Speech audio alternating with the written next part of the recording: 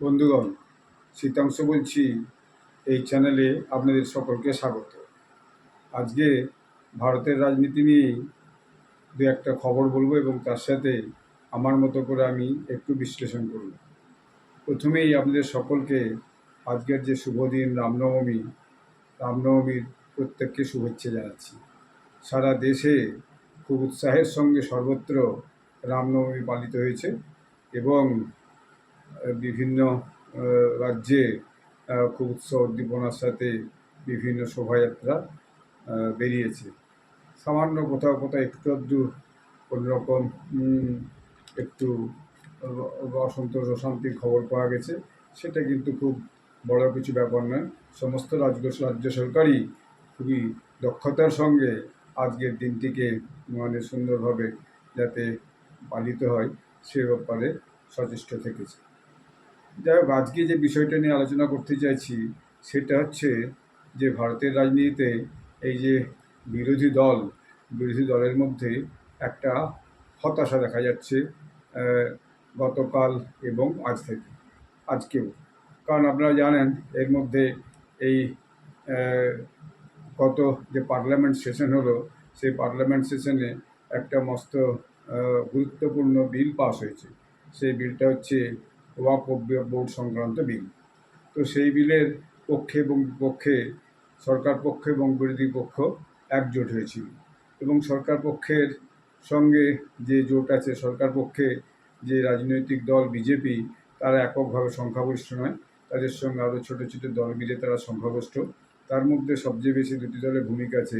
একটি হচ্ছে বিহারের জনতা দল ইউনাইটেড, মুখ্যমন্ত্রী নীতিশ কুমারের দল, আর একটি হচ্ছে অন্ধ্রপ্রদেশের টিডিপি, তেলেগু দেশম পার্টির আপনার চন্দ্রবাবু নাইডু, এবং তার সঙ্গে জনসেনা পার্টির পবন কল্যাণ। তো যাই হোক, এই যে দুটি দলের সাহায্য নিয়েই বিজেপি এখন কেন্দ্রে কিন্তু ক্ষমতায় বসে আছে। অর্থাৎ বলা যায় দুটি ক্র্যাচের উপর ভর দিয়েই কিন্তু বিজেপি এখন কেন্দ্রীয় সরকারের অধীন আছে। তো এখন এই বিলকে নিয়ে একটা আশা জেগেছিল বিরোধীদের মধ্যে যে হয়তোবা ভোট ব্যাঙ্কের হিসেব করে এই জেডিইউ বা টিডিপি এই বিলের বিরোধিতা করবে, এবং যদি টিডিপি এবং জেডিইউ বিরোধিতা করে তাহলে কিন্তু এই বিল যদি পাস না হয় লোকসভা এবং রাজ্যসভায়, তাহলে কিন্তু কেন্দ্রীয় সরকার হচ্ছে যে সংখ্যালঘিষ্ঠ হয়ে যাবে এবং তাহলে সরকার কিন্তু পড়ে যেতেও পারে। যদিও যখন এই পার্লামেন্টে এই নিয়ে বিস্তৃত ডিবেট হয়েছে এবং সেই ডিবেটের সময় সরকার পক্ষ এবং বিরোধী পক্ষ তাদের বক্তব্য রেখেছে, এবং যদি এই সময় যদি প্রধানমন্ত্রী ছিলেন না, প্রধানমন্ত্রী বিমস্টেক মিটিংয়ে চলে গেছিলেন থাইল্যান্ড, এবং সেখান থেকে তিনি শ্রীলঙ্কা চলে গেছিলেন। আজকে তিনি ফিরে তামিলনাড়ু রামেশ্বরমে সেখানে পুজো দিয়েছেন রাম মন্দিরে, এবং সেখানে একটা পাম্বাম ব্রিজ উদ্বোধন করেছেন, যে ব্রিজটি তলা দিয়ে জাহাজে যাবে এবং উপর দিয়ে ট্রেনে যাবে। জাহাজ দেওয়ার সময় ব্রিজটি উপর দিয়ে উঠে যাবে, হ্যাঙ্গিং ব্রিজ যাকে বলা হয়, এবং সেটি তিনি উদ্বোধন করেছেন। অর্থাৎ তিনি মনে হচ্ছে নিশ্চিত হয়েই বাইরে গেছিলেন, বিদেশে গেছিলেন, যে পার্লামেন্টে কোনোভাবেই এই বিলটি হচ্ছে যে অকৃতকার্য হবে না এবং পাস হয়ে যাবে। এবং এই বিলটি গতকাল শনিবার আমাদের মাননীয় রাষ্ট্রপতি দ্রৌপদী মুর্মুজি সই করে দিয়েছেন, এবং বিলটি আইন হিসেবে পরিণত হয়ে গেছে, এবং সরকারি নোটিশ গেজেট নোটিফিকেশনও কিন্তু এটাতে হয়ে গেছে। এখন ব্যাপারটা হচ্ছে যে এই বিলটা নিয়ে যে বিরোধী পক্ষ খুবই আশাবাদী ছিল, তো স্বাভাবিকভাবেই বিলটা যখন পাস হয়ে গেল এবং আইনে পরিণত হয়ে গেল, তখন কিন্তু বিরোধী জোটের মধ্যে অবশ্যই একটা হতাশার সুর দেখা যাচ্ছে। সেটা স্বাভাবিক ব্যাপার, হওয়াটাই ব্যাপার, কারণ আশাবাদী ছিল বিরোধী জোট যে তারা হয়তো জয়লাভ করতে পারবে এবং পার্লামেন্টে, তাহলে সরকার অস্থির হয়ে যাবে এবং সরকার পড়ে যাবে, কিন্তু তাদের সেই অঙ্ক সফল হয়নি। এখন এই যে সরকার ফেল হলো না, এর পিছনে যে দুটি দলের ভূমিকা আছে, সেটি জেডিইউ এবং টিডিপি, এই দুটো দলের যে অঙ্কটা আমার মনে হচ্ছে, আমার বিশ্লেষণে, সেটা আমি আপনাদের কাছে বলছি। প্রথম হচ্ছে জনতা দল ইউনাইটেড মূলত যে বিহারের মুখ্যমন্ত্রী, জনতা দল ইউনাইটেড মূলত বিহারের রাজনৈতিক দল, এবং বিহারের মুখ্যমন্ত্রী নীতিশ কুমার এই জনতা দল ইউনাইটেড হচ্ছে সর্বেসর্বা। যদিও যেহেতু মন্ত্রিসভা তিনি চালাচ্ছেন মুখ্যমন্ত্রী, অবশ্যই আরও দলীয় নেতারা আছে, লোকসভায় তার সদস্যরা আছে, রাজ্যসভায় তার সদস্যরা আছে, কিন্তু তিনি এর সর্বেসর্বা। তো তিনি অবশ্যই এটাকে সমর্থন করেছেন, নাহলে তার যে সংসদের যে যিনি জেডিইউর পক্ষ থেকে যিনি প্রতিনিধিত্ব করেন, মূল প্রতিনিধিত্ব করেন, তিনি হচ্ছেন ললন সিং। তিনি খুব দ্ব্যর্থহীন ভাষায় বক্তব্য রেখেছেন এবং তিনি সেখানে এটাকে সাপোর্ট করেছেন। তো ফলে এখন তো জেডিইউ এর সমর্থন নিয়ে যেটা বিরোধী পক্ষ একটা আশান্বিত ছিল যে হয়তো তিনি সামনে যেহেতু ভোট আছে আগামী 2026-এ বিহারের নির্বাচন, বিধানসভা নির্বাচন, সেই নির্বাচনের কথা, ভোট ব্যাংকের কথা ভেবে তিনি হয়তো এই বিলটা থেকে নিজের সমর্থন তুলে নিতে পারেন, সেটা কিন্তু হয়। এবার আমার যেটা মনে হয়েছে, নীতিশ কুমার খুব অঙ্ক কষে এটা সমর্থন করেছে। সেটা আমার যেটা বিশ্লেষণ বা ধারণা, সেটা হচ্ছে নীতিশ কুমার বুঝেছেন যে এই বিলটাকে সমর্থন না করে যদি সরকার পড়ে যায় তাহলে আখেরে তো লোকসান এই জন্যই কি সামনের নির্বাচনে তিনি বিজেপির সঙ্গে জোট বেঁধে যে আবার ক্ষমতায় আসতে পারবেন সে ব্যাপারটা খানিকটা নিশ্চিত। কারণ যখনই জনতা দল ইউনাইটেড এবং বিজেপি একযোগ হয়ে যাবে তখন বিহারে আবার জিতে আসার সম্ভাবনা কম।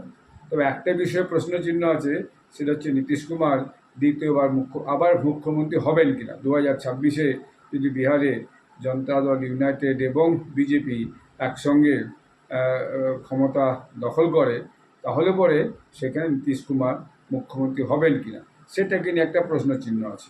এবং নীতিশ কুমার নিজেও শারীরিক দিক থেকে নাকি খুব একটা সুস্থ নয়, যেটা বিভিন্ন খবরে প্রকাশ যে তিনি নাকি সুস্থ নন। যদিও এই ব্যাপারটা তো তিনি নিজে কখনো বলেননি আর বলবেনও না।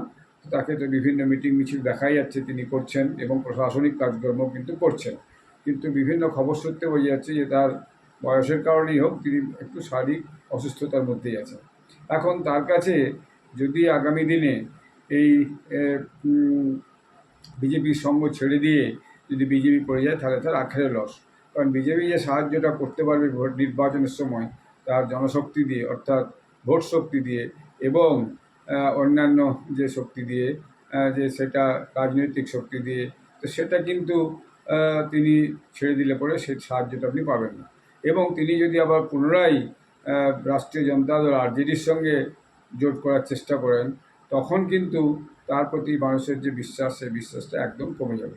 এবং তার কাছে একটা এজেন্ডা, দুটো এজেন্ডা এখন, অর্থাৎ আবার যদি ভোটে জিতে যায় তিনি যাতে মুখ্যমন্ত্রী হতে পারেন সেটা তিনি চেষ্টা করবেন এবং হয়তো আবার মুখ্যমন্ত্রী হয়েও যেতে পারেন, কারণ সেটা দুই দলের সমঝোতার উপর ডিপেন্ড করবে। এছাড়া তার যেটা আরেকটা উদ্দেশ্য হচ্ছে সেটা হচ্ছে তার ছেলে নিশান্ত কুমার, তিনি হয়তো এরপর তাকে রাজনীতিতে আনতে চাইছেন। এতদিন তার পুত্র নিশান্ত তিনি কিন্তু রাজনীতির ময়দানে ছিলেন না, কিন্তু গত কিছুদিন যাবৎ ইদানিংকালে তিনি সাংবাদিকদের সঙ্গে কথা বলছেন এবং রাজনীতিতে যোগদানের ইচ্ছা প্রকাশ করছেন। এবং এই যে একটা ছোট ছোট দলগুলো মূলত যেগুলো পারিবারিক দল এবং পরিবারের মধ্যেই নেতৃত্বটা সীমাবদ্ধ থাকে এবং একজন নেতার উপর পুরো দলটা নির্ভরশীল হয়, দেখা গেছে তারা তাদের অবর্তমানে তাদের সন্তান সন্ততিকেই কিন্তু দলের মধ্যে এগিয়ে নিয়ে আসেন। তাতে একটা সুবিধা আছে কি, তার যে জনসমর্থন সেই জনসমর্থনটা টিকে থেকে যায়, আর সন্তান সন্ততির জন্য একটা পাকা ভবিষ্যৎ রাজনীতিতে হয়ে যায়। একবার যদি লোকসভায় জিতে যান, একবার যদি রাজ্যসভায় জিতে যান, যে যদি কোনো মন্ত্রী পেয়ে যান, অথবা যদি বিধানসভায় জিতে কোনো মন্ত্রিত্ব পান, সেটা তার সারা জীবনের জন্য একটা বিরাট সম্পদ হয়ে যাবে সন্তান সন্ততির ক্ষেত্রে, ছেলে মেয়েদের ক্ষেত্রে।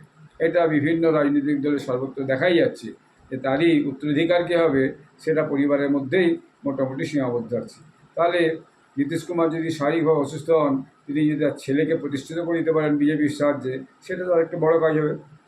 এবং তিনি যদি আবার মুখ্যমন্ত্রী হতে পারেন তাহলে তিনি তো একবার রেকর্ড করবেন, যাকে বলে দীর্ঘদিনের মুখ্যমন্ত্রী হিসেবে তিনি তো প্রতিষ্ঠিত হয়ে যেতে পারেন। তো সেই সম্ভাবনা মাথায় রেখেই পুনরায় ভোটে জিতে আসা বিজেপির সঙ্গে থেকে এবং নিজের পদটাকে মোটামুটি সুরক্ষিত করার চেষ্টা করা এবং তার ছেলেকে আগামী দিনে প্রতিষ্ঠিত করা, এই সমস্ত অঙ্ক কষেই হয়তো তিনি এই রিস্কটা নিয়েছেন যে আমার বিজেপির সঙ্গে থেকেই লাভ, এটা আমার মনে হয়েছে। এবং এটা তিনি খুব বুদ্ধিমানের মতোই সিদ্ধান্ত নিয়েছেন বলে আমার মনে হয় এবং তিনি তার যে সলা পরামর্শ যারা দেন তাকে, তারা হয়তো এই ভালো পরামর্শটাই দিয়ে থাকতে পারেন। এরপরে আসি তেলুগু দেশম পার্টি। তেলুগু দেশম পার্টি আপনারা জানেন চন্দ্রবাবু নাইডু। চন্দ্রবাবু নাইডু মাঝে ছিলেন না 5 বছর, এবং সেই সময় যে অন্ধ্রপ্রদেশে যিনি ক্ষমতায় ছিলেন তিনি হচ্ছেন ওয়াইএসআর রেড্ডি। তো ওয়াইএসআর রেড্ডির যে ছেলে তিনি মুখ্যমন্ত্রী ছিলেন। তো ফলে তিনি যখন মুখ্যমন্ত্রী ছিলেন তখন কিন্তু এই তেলুগু দেশম পার্টির চন্দ্রবাবু নাইডুকে বহু রকমের নাজেহাল সহ্য করতে হয়েছে এবং বহু রকমের ঝঞ্ঝাট সহ্য করতে হয়েছে। সেসব আপনারা শুনেছেন, আমি আর সেই সব গল্পে যাচ্ছি না, তাহলে ভিডিওটা ওই নিয়েই অনেক বেড়ে যাবে। যাই হোক, তিনি দেখেছেন তারও দুটো অঙ্ক আছে। একটা হচ্ছে, প্রথম হচ্ছে তিনি সেখানে এককভাবে নন, তার সঙ্গে অন্ধ্রপ্রদেশে জনসেনা পার্টি আছে, পবন কল্যাণের জনসেনা পার্টি। পবন কল্যাণ এখন আবার একটা হিন্দুত্বের প্রতীক হিসাবে নিজেকে প্রতিষ্ঠিত করার চেষ্টা করছেন। দেখা যাচ্ছে যে তিনি এ ব্যাপারে খুবই তৎপর হয়ে আছেন এবং তিনি সেখানে মন্ত্রিসভার মধ্যে আছেন গুরুত্বপূর্ণ পদ নিয়ে। ফলে তিনি তার সঙ্গে আছেন। ফলে জনসেনা পার্টির পবন কল্যাণ কোনো কারণেই সহজে বিজেপিকে ছেড়ে যেতে চাইবে না, কারণ খুব অল্প সংখ্যা নিয়েই তিনি ক্ষমতায় আছেন। যদিও চন্দ্রবাবু নাইডু এককভাবেই সরকারে চালাতে পারবেন, কিন্তু জোট করে তিনি সরকারটা চালাচ্ছেন। ফলে বিজেপি, পবন কল্যাণের জনসেনা পার্টি এবং টিডিপি তেলুগু দেশম পার্টি, এই 3 দল মিলে অন্ধ্রপ্রদেশে সরকার আছে। এখন অন্ধ্রপ্রদেশে আবার বিধানসভা নির্বাচন তো অনেক বাকি। এখন তার আগে চন্দ্রবাবু নাইডুকে কিছু কাজ করে দেখাতে হবে, যে তিনি মুখ্যমন্ত্রী হওয়ার পর তিনি অন্ধ্রপ্রদেশে এসে মুখ্যমন্ত্রী হওয়ার পর অন্ধ্রপ্রদেশে অনেক কাজ করেছেন, অনেক বিকাশ করেছেন। এবং এইটা তাকে যদি করতে হয় তাহলে পরে তাকে তার বিজেপির সাহায্যটা খুব দরকার। যেহেতু কেন্দ্রে বিজেপি সরকার আছে, তার কাছে আর্থিক সাহায্য, সেই সাহায্যটা তার কাছে মস্ত বড় ব্যাপার। কারণ কেন্দ্র থেকে পর্যাপ্ত অর্থ তিনি কেন্দ্রের এই বিজেপি সরকারের সঙ্গে থাকার জন্য সেটা তিনি বার্গেন করেও নিয়ে আসতে পারবেন, এবং বিজেপিও তাকে সন্তুষ্ট রাখার জন্য সেই অর্থটা তাকে দিতে থাকবে। অতএব অন্ধ্রপ্রদেশে তার শক্তিটাকে প্রতিষ্ঠিত করা এবং মানুষের মন জয় করা, এই জন্য তার বিজেপির সঙ্গে থাকাটা আর খুবই জরুরি। আর তার যেহেতু শীঘ্রই কোনো ভোট নেই, অতএব তার কাছে ভোটের জন্য এমন খুব একটা নিজের কাছে পীড়ার কোনো কারণ নেই। এবং তিনিও ধীরে সুস্থে দেখা যাচ্ছে যে হিন্দুত্বের পথেই যাওয়ার চেষ্টা করছেন। এবং তারও আরেকটা যে উদ্দেশ্য আছে, সেই উদ্দেশ্য তার ছেলের নাম নারা লোকেশ। সেই নারা লোকেশ কিন্তু চন্দ্রবাবু নাইডু টিডিপি এই দলকে গত বিধানসভা নির্বাচনে জিতে আসতে ভীষণ সাহায্য করছে।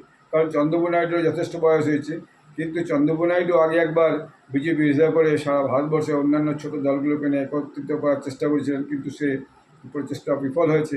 এবং তিনি দেখেছেন বিজেপির সঙ্গে না থাকার জন্য তাকে বিগত নির্বাচনে, মানে এর আগের নির্বাচনে, যে সময় ওয়াইএসআর রেড্ডি ক্ষমতায় ছিল, তখন ওয়াইএসআর রেড্ডি দল যখন ক্ষমতায় ছিল, তখন তার যে লসটা হয়েছে সেই লসটা তিনি আর দ্বিতীয়বার হতে দিতে রাজি নন। ফলে বিজেপির সঙ্গে থাকা এবং কেন্দ্রের সাহায্য নিয়ে অন্ধ্রপ্রদেশে তার সরকারটা চালাতে সুবিধে যেতে হবে। যদি কোনো কারণে কেন্দ্রের সরকার অস্থিরতা তৈরি হয়, কারণ নরেন্দ্র মোদী সবেমাত্র 2024 সালে ভোটে জিতে এসেছেন, তখন কিন্তু তার পক্ষে সরকারটা চালাতে অসুবিধা হবে এবং কেন্দ্রের আর্থিক সাহায্য কমে যাবে। এইটা একটা রাষ্ট্রশক্তির সঙ্গে থেকে যে সুবিধাটা তিনি পাবেন, রাষ্ট্রশক্তির বিরোধিতা করে, অর্থাৎ রাষ্ট্রে যে ক্ষমতায় আছে যে রাজনৈতিক দল তারা বিরোধিতা করে, সেটা কিন্তু তিনি সুবিধা করতে পারবেন না। অর্থাৎ তিনিও এই অঙ্কগুলো কষে নিয়ে নিশ্চিতভাবেই সমর্থন করেছেন। এবার আর দুটো রাজনৈতিক দলের কথা না বললেই নয়। একটা হচ্ছে উড়িষ্যার বিজু জনতা দল, বিজেডি আপনারা জানেন বিগত বিধানসভা নির্বাচনে বিজেডি উড়িষ্যাতে হেরে গেছে এবং বিজেপি ক্ষমতায় এসেছে। তো বিজেপি ক্ষমতায় আসার পর স্বভাবেই বিজেপির বিরোধিতা করছে। কিন্তু এবারের এই যে পার্লামেন্টে যে বিল পেশ হলো এবং পাশ হলো, তাতে কিন্তু বিজেডি পার্টি কিন্তু তার সাংসদদের কোনো হুইপ জারি করেনি যে আপনারা বিরোধিতা করেই ভোট দেবেন অথবা পক্ষে ভোট দেবেন, তা কিছু বলেনি। যেটা খবরে প্রকাশ, সেটা হচ্ছে বিজেডি নবীন পট্টনায়ক সংসদের সঙ্গে মিটিং করে নাকি বলেছিলেন, সাংসদদের সঙ্গে মিটিং করে, যে আপনারা আপনাদের বিবেককে জিজ্ঞেস করে ভোট দেবেন।